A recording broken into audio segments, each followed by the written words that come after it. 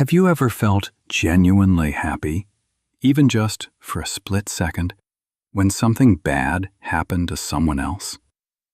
And immediately thought, wait, am I actually a bad person and I just never knew it?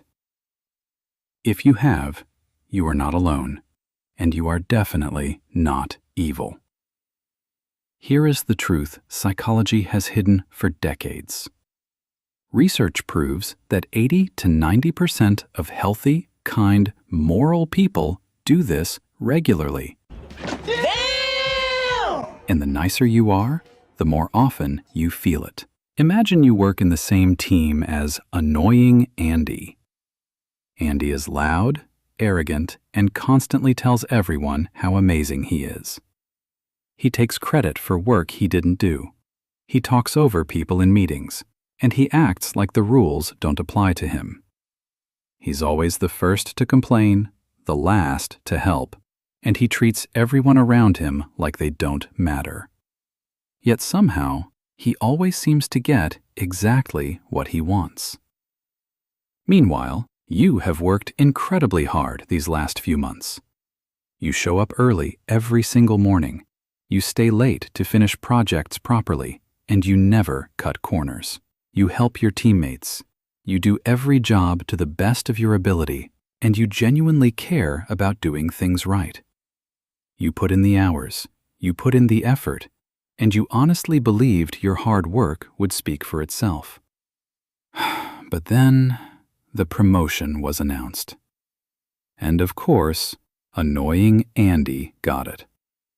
He didn't earn it. He didn't work harder. He just talked his way into it, charmed the right people, and got the reward you spent months chasing. Now he walks around like he owns the place, acting even more arrogant than before. You don't hate him, but deep down you think, this is so unfair. Good people work hard and get nothing, and people like him get everything handed to them. Then, one morning, you hear the news. Andy completely messed up the big presentation. He was bragging about it for days, right up until he stood up in front of the whole company, and then he forgot every single word. He looked confused, embarrassed, and he had to sit down in total silence. And here is the moment I want you to remember. When you heard that, what was the very first tiny feeling that popped up inside you before you had time to think? Be honest. It wasn't sadness. It wasn't sympathy. For just a split second, you felt good. You felt lighter. You might have even smiled to yourself and thought, finally, about time. And then, almost instantly, you caught yourself.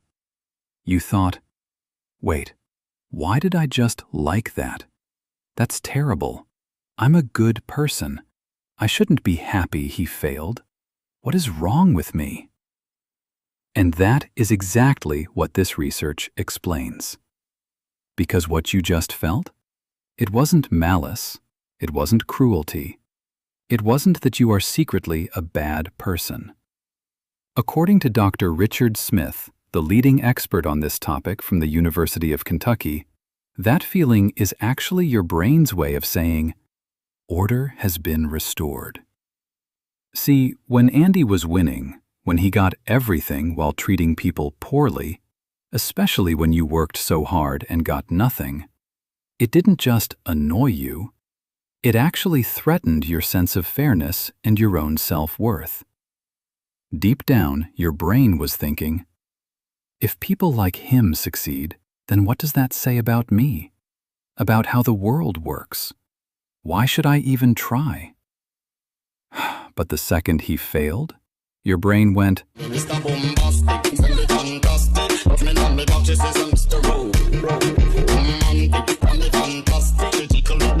okay, good. The rules still matter. Effort and respect actually do count.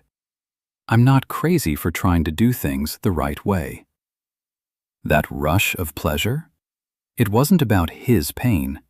It was about your own sense of value being protected. And remember, the nicer you are, the more you care about doing the right thing, the stronger you feel this.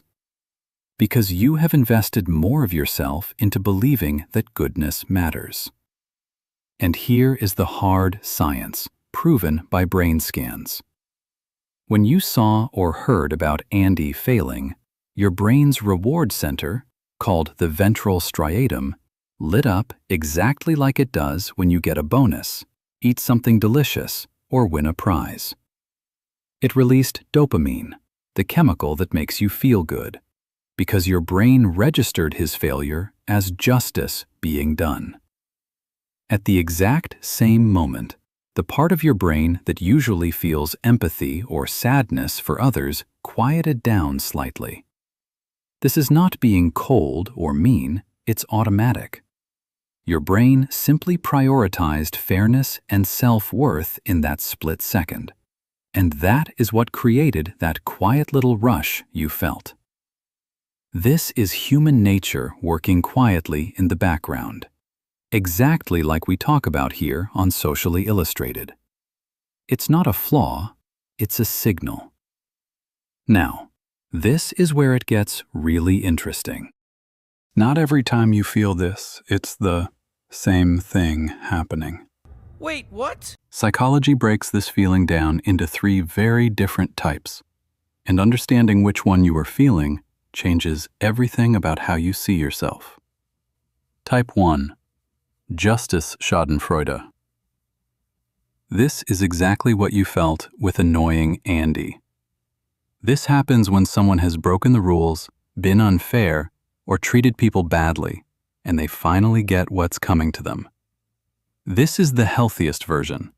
It's your brain defending fairness and moral order. Studies show people with high integrity feel this one the most. Type 2. Comparison Schadenfreude. This is the one people feel most guilty about. This happens when someone hasn't done anything wrong. They're just doing better than you. Think about a classmate who always got better grades, or a friend who always seems to have a better life. If they have a small setback, like missing a flight or spilling coffee, you might feel that tiny rush too. This comes from social comparison. Your brain measures your value against others. When they go down, you feel like you go up by comparison. This is normal, but it tells you something about how you measure your own worth. Type 3. Aggressive Schadenfreude. This is the only one that's actually bad. This is when you enjoy someone's pain just because you dislike them, even if they did nothing wrong, or when you hope for something really terrible to happen. This is rare, and research shows only people with very low self-esteem or high levels of anger feel this regularly. The good news? 95% of what you and I feel is type 1 or type 2, completely normal, human, and not evil at all. Researchers at the University of Amsterdam did a study where they measured people's levels of empathy, kindness, and moral values. Then they showed them stories of people succeeding unfairly or failing deservedly. The result? People who scored highest on kindness and empathy felt stronger pleasure when unfair people failed, and they felt more pain when unfair people succeeded. Why? Because kind people care about how the world works. You invest your energy into being good, being fair, working hard, and treating people well. You have a stake in the system. When someone like annoying Andy wins by cheating or being rude, it's not just annoying to you. It feels like a personal attack on everything you believe in. It feels like your effort is being mocked. But when they fail, it validates you. It tells you your way of living still counts. People who don't care about being good, they don't feel this at all. They don't care if Andy wins or loses. So if you feel this often, it is actually proof that you are a good person who cares deeply about doing things right. That is the irony. The thing you feel guilty about is actually evidence of your goodness. Now, I want to be clear. This is normal, but only up to a point. There is a line where this stops being healthy and starts hurting you. It is healthy when it is a tiny, split-second feeling that passes quickly. It is about fairness or justice, type 1. You don't hope for bad things to happen. You just feel relief when they do naturally. You don't do anything to make them fail. It becomes unhealthy when you obsess over their failure or enjoy it for hours or days. You start hoping bad things happen to people who didn't even do anything wrong. You feel happy when someone suffers seriously, like losing a job, getting hurt, or losing a loved one. It starts making you bitter, angry, or jealous all the time. Why does this matter? Because when you get stuck in this feeling, it stops being about them and starts poisoning you. It keeps you focused on other people instead of your own life. To sum it all up, that secret little happiness you feel when someone else fails, it is not evil. It is not a flaw. It is your brain's way of protecting your values, your effort, and your sense of fairness. The nicer you are, the more you care about doing the right thing, the more you will feel it. You are not a bad person. You are simply human. And understanding this is the first step to understanding yourself better. Exactly what we do here on Socially Illustrated. If you want to dive deeper, I highly recommend the book When Bad Things Happen to Other People by John Portman and the research by Dr. Richard Smith. Links are in the description below. If this made you think, let me know in the comments. Who is your annoying Andy? And when was the last time you felt this?